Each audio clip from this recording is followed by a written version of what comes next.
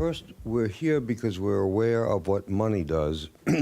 Money puts supply and demand together, and it does so by rewarding competition.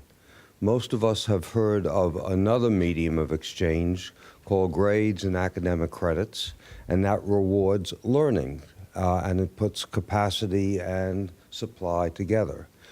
We have other mediums of exchange called loyalty points and frequent flyer points, which reward other kinds of conduct called loyalty to brands. We have had no medium of exchange that rewards caring, sharing, or building community. But if you think of the power of a medium of exchange to alter conduct and create new institutions, you'll understand why, to get results that matter in that domain, another medium of exchange may be useful. My own experience and the reason that I created time banking was I was lying in a hospital bed with a heart attack that I was told had destroyed 60% of my heart, and I was receiving excellent care, but I was feeling useless.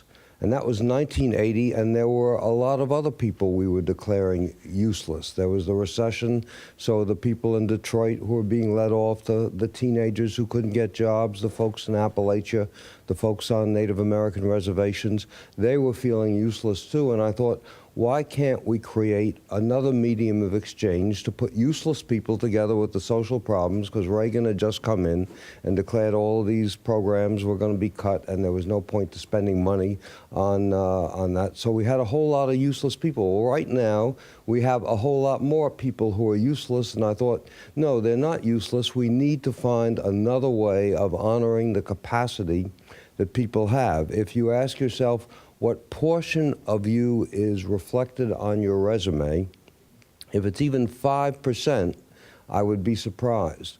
Most of you do not put on your resume, to my knowledge, that you know how to tie your shoes, but nonetheless, for a preschooler, that would be a very useful capacity to help them learn how to tie their shoes. And we've used time banking to have 5th and 6th graders tutor 1st and 2nd graders in the alphabet, because when in Washington, D.C., more than 50% of the kids in 3rd grade are not at 3rd grade reading level, which means they walk into 4th grade when they're expected to be able to read without that capacity. So we have vast untapped capacity, and if we're talking about what are the tools we have to change the future, to produce different kinds of futures, then what you're going to hear is that a different medium of exchange makes it possible to tap the vast untapped capacity that we have. And I think probably that's as much of the story.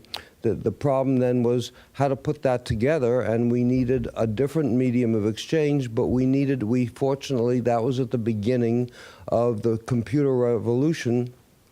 So we had DBase and then FoxPro, but we used different languages because we needed to know what this untapped capacity was, and then we needed to find a way to put that untapped capacity together with unmet needs.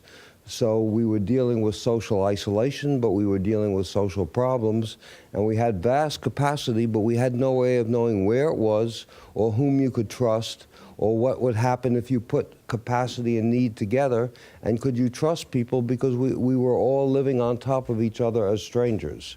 And so what I think you're going to hear is that now in 34 countries and in more than 40 states, this medium of exchange is now electronically available on the internet to begin to put untapped capacity, vast untapped capacity, together with unmet needs to do everything from dealing with social problems of different sorts to really dealing with the sustainability of the planet.